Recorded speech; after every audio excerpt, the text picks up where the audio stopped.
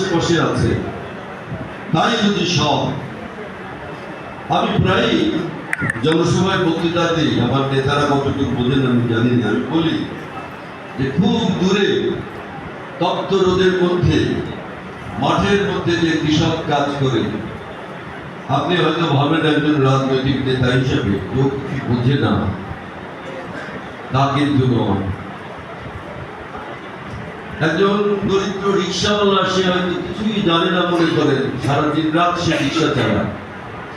আপনি ভাবেন আপনি খুব লেখাপড়া করেছেন, আপনি অনেক কিছু জানেন, আপনি খবরের কাগজ পড়েন, আপনি অনেক বোঝেন, ও বোধহয় কিছু বোঝে না।